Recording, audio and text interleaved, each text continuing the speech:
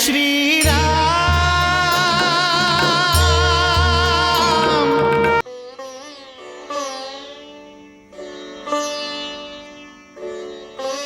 तहरा का लागेला लक्ष्मण? मां कैकेयी पिताजी से वर मांग के हमरा के वनवास भेजली, सीता के हमरे साथे वन में आवे के हट कइल, और फिर सीता के हरण। भैया, हमने शीघ्र ही भाभी तक पहुंच जाए। लक्ष्मण, हर पल हमके सीता की चिंता सतावत रहेला। न जाने वो कौन दशा में हुई है हमार भाई। वो केवल रावरे चिंता में व्याकुल हुई हैं भैया।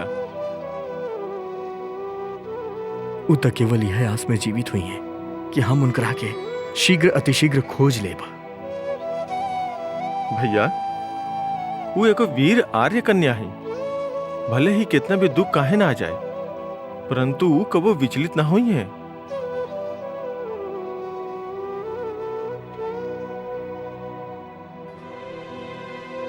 भगवान करे ऐसा नहीं होके लक्ष्मण।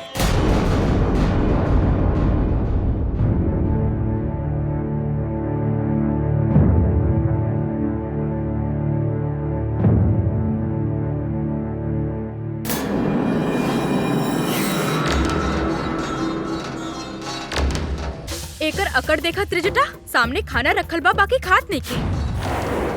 अरे पगली, अपना आपके तो सौभाग्यशाली समझा जे त्रिलोक के स्वामी रावण के तो भाग गइल बाड़ू। मूर्ख बिया जे अपन वनवासी पति खातिर दशानन के अपमान कर रहल बिया। हम पूछा तानी, ऐसन का बात तोर पति में जे तू लंका पति रावण के प्यार के ठुकरा रहल बाड़ू? कौन बात के अहंकार करत आड़ू? लंका के रानी बने से इनकार करत आड़ू? देखा सीता, हमनी लंकापति के अपमान सहन ना करब। यदि तू महाराज रावण के स्वीकार न कैलू त हमनी सब मिलकर तोहार ऊ दशा करब कि तहार राम भी तहरा के स्वीकार न करी। दुर्मुखी, एकरा के अधिक भयभीत मत करा। समय दा और धीरे धीरे अपन वश में करा। चला।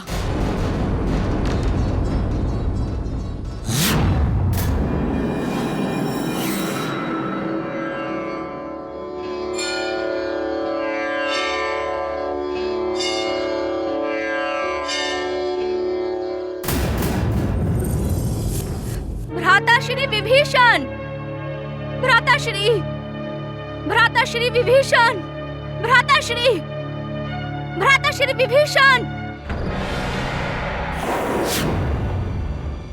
सूर्पनखा, तू यहाँ का बात बा? तू इतना विचलित काहे बाड़ू? हमरा क्रोध आ रहल बा। केकरा पे? भ्राता श्री दशानन पे और अपना आप पे भी। तो वो क्रोध तू हमरा पे उतारे आयल बाड़ू? भ्राता श्री विभीषण, दशानन सबके सामने और विशेष करके ओ सीता के सामने हमरा अपमान कैले बाड़े हमार, और हम ओ अपमान के चाह के भी भूला नहीं की पा रहल। ई त कई बरस से चलल आ रहल बा बहिन। जब जब दशानन कोनो रूप सुंदरी के उठा के लाइल बाड़े, वो कई दिन तक सबसे विमुख रहेले। कोनो राज कार्य की ओर, धर्म कर्म की ओर, कोनो महत्वपूर्ण सभा में, यहाँ तक कि अपन निजी क्रिया पे भी ध्यान ना दे पावेले। वो तो केवल नवा आगंतुक के सिवा सबके भूल जाएले। अब एमे केहू के बुरा लगे चाहे अपमानित होके, एकर उनका कोनो चिंता ना रहेला। ऐसे परंतु हम प्रतिशोध लेके चाहता नहीं। दशानन से? सीता से। कदाचित तू भ्राता रावण के क्रोध के भूल रहल बाड़ू सूर्पनखा। हम दशानन के क्रोध के सहन कर सके नहीं, परंतु सीता के जौन महत्व मिल रहल बा वो हम सहन नहीं कर सकत। बुरा मत माना बहिन, जे कुछ भइल बा तहरे कारण भइल बा। सीता के उठा के लंका में लावे खातिर तू ही लंकेश के उकसैले रहो। आज भी हमरा स्मरण बा। और वो दोनों के साथ ही गुस्तरी भी बिया। ओकरा के देखते हमार मन में आइल कि ऐसा सुंदर स्त्री ता हमार लंकेश्वर भाई के राजभवन के शोभा होके के चाही। जानकी जैसन रत्न लंकापति के मुकुट के शोभा बढ़ावे खातिर बा, कोनो भिखारी के कुटिया के खातिर ना। ऐसा नहीं कुछ कहले रहो ना तू भरल सभा में। तो फिर अब व्याकुल काहे हो रहल बाड़ू? देखा बहन, हमनी जैसन कार्य करब ओइसने कर्म फल हमनी के मिली। अब जानकी जैसन रत्न के दशानन के अपने सिर पे धारण करे के प्रयास करी हैं, और प्रयास करे के बीच में जे केहू भी आई वो अपमानित भी होगी और दंडित भी। हम तहरा से कोनो न्याय, नीति, वचन और प्रवचन सुने नहीं खी आइल। तो फिर काहे आइल बाड़ू हमरा पास? भ्राता श्री कुंभकर्ण के पास जाई तू गईल रही, परंतु निद्रा के अधीन वो ऐसे लेटल बाड़े जैसे चीर निद्रा में होखस। खराटा मारत रहन, ऐसे माने पड़ल कि वो जीवित बाड़े। भाई विभीषण, तू हमार सहायता करा। सीता के लेके जा और समुद्र में डुबा दा, अथवा समुद्र तट के भूमि में ओकरा के जीवित गाड़ दा। वो लंका में ना रहे के चाहिए। विभीषण का भी अधर्म ना करेला शूर्पणखा, ये तो अच्छा तरह से जाने लो। भरल सभा में हम अकेले रही, जौन सीता हरण खातिर दशानन रावण के विरोध कैले रही, और तब तो ही हमारो उपहास उड़ैले रही। स्मरण बात आ रहा तारा यो स्मरण होके जब सीता तारा से कहले रही कि तारा जैसन बहन कोनो भाई के ना होके। विभीषण!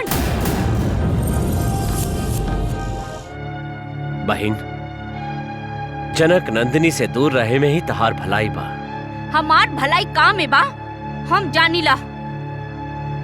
तहरा उपदेश देवे के कौनो आवश्यकता नहीं खे।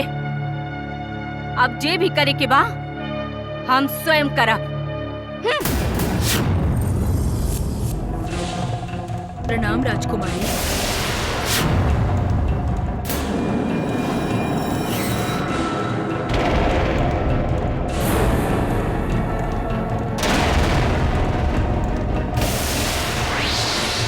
सीता!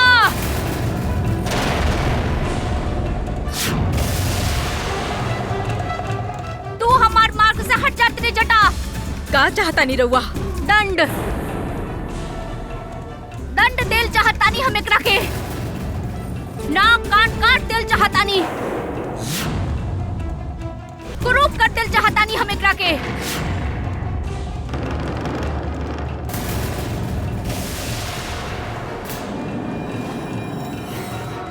हाँ शूर्पणखा, काटता हमरा के। कुरूप अवश्य काटता हमरा के।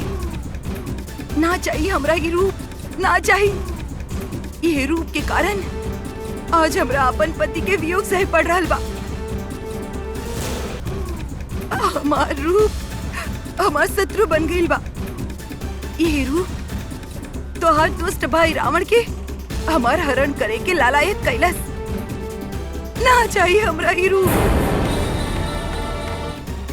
हमरा के कुरूप कर दा, ताकि तहार अनाचारी अधर्मी भाई के अमंगल दृष्टि पल भर खातिर भी हमरा पर ना पड़े। परंतु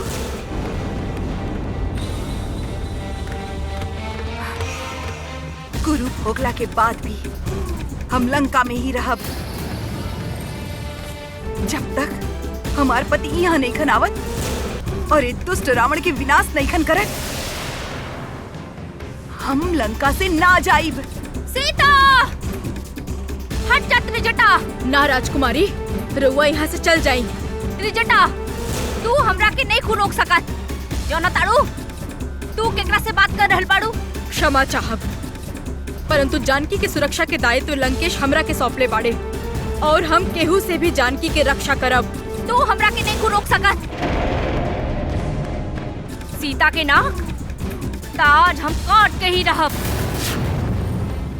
हम रउआ के ऐसा ना करे देव राजकुमारी। तो ठीक बा, पहले तहार सर धड़ से अलग कर देतानी। हाँ?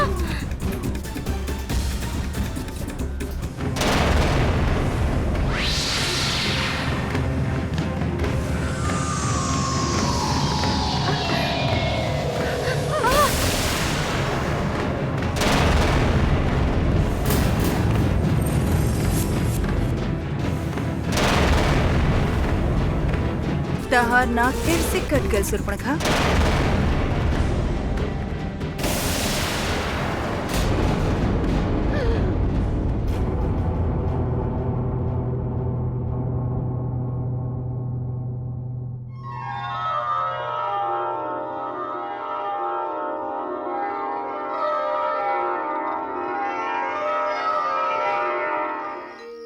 मातरी जटा, रउआ हमरा पास बानी त हम सुरक्षित बानी। रउआ के हमार प्रणाम।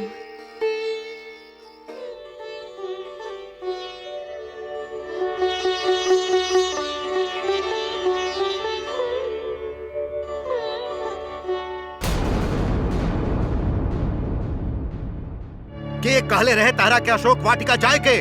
कहाँ गई रहू वहाँ? केकरा से पूछ के गई रहू? हम राउर बहिन ही भ्राताश्री, हमरा केहू से पूछे के का आवश्यकता बा? हम लंका में कहीं भी आ जा सकीला। सुर्पनखा, तू लंका में कहीं भी आ जा सकतारू, किंतु अशोक वाटिका में ना। सीता के कुरूप करे के बारे में तू सोच लू कैसे? जवाब दो।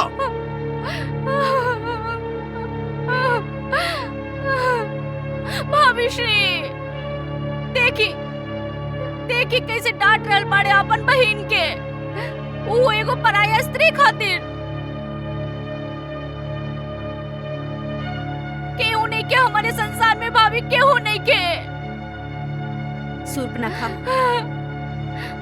हमार पति के वध कैले, हम अपन मन महसूस के रह गईनी। उलाहना तक ना देनी भैया के।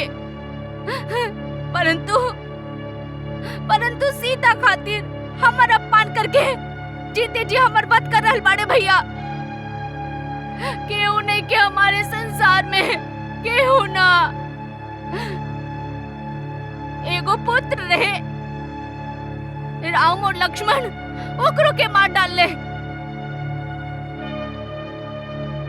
भाभीश्री, केहू नहीं के हमारे संसार में, केहू नहीं के। सुर्पनखा, तहार पति विद्युत के वध कैला आवश्यक रहे। यदि हम ओकरा के नाम मरती तो वो अपन जीवा से हमार संपूर्ण सेना के विनाश कर देत। हम ओकरा के समझाई नहीं, अपन संबंध के स्मरण करवाई नहीं, परंतु अपन राजा काल के कृतज्ञता के बोझ अपन हृदय से हटावे खातिर तैयार ना रहे।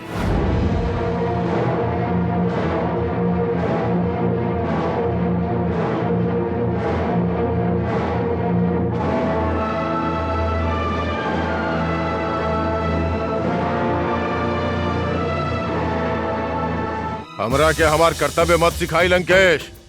हमरा खातिर कौनो रिश्ता, कौनो नाता हमार राजा कालकेय के सेवा से बढ़ नहीं खे। रउआ तीनों लोग जीत के मद में हमनी पे आक्रमण करे रसातल तक चलेनी,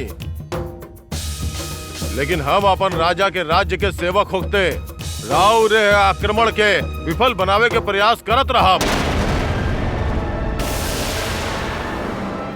तहार हृदय में अपन पत्नी के बड़ भाई खातिर तनिक भी सम्मान नहीं खे। युद्ध में एक रिश्ता होखेला लंकेश, शत्रु के रिश्ता। तू लंकेश के शक्ति से अनभिज्ञ नहीं खा विद्युजीव। लंकेश जब आक्रमण करेला तो शत्रु के सर्वनाश कर देवेला। युद्ध में आवे वाला हर योद्धा यह सोच के आवेला कि वो अपन शत्रु के विनाश कर दी। अर्थात तू लंकेश के सर्वनाश करबा। विद्युजीव, हम तो अपन बहन सुर्पनखा के हित के सोच के तारा के जीवन दान देत रही, परंतु तू जीवन मिलल बा तो मृत्यु भी होखी, लेकिन केकर जीवन के नैया डूबी ई तो जीवन गईला के बाद पता चली। अपन प्राण के रक्षा करी लंकेश।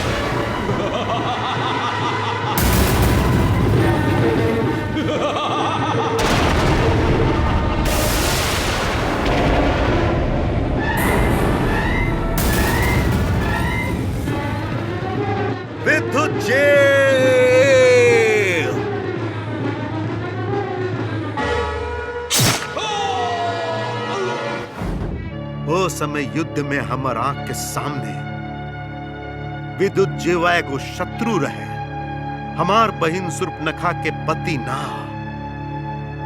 परंतु रउआ इस साज के जुटला नहीं की सकत भैया।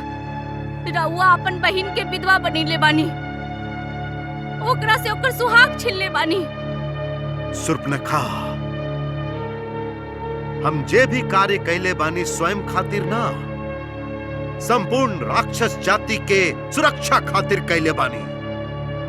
हम तारा के दंड कारण्य के स्वामी बनौनी, खर और दूषण जैसन महाबली भाइयन के त्रिसरा जैसन महापराक्रमी बेटा के नियुक्त कैनी तहार सहायता खातिर। परंतु तू अपन मन से परास्त होके जौन जौन दुष्कारी कैलू, आज ओकरे दुष्परिणाम है कि तू स्वयं के हीन भाव से देख रहल बाड़ू।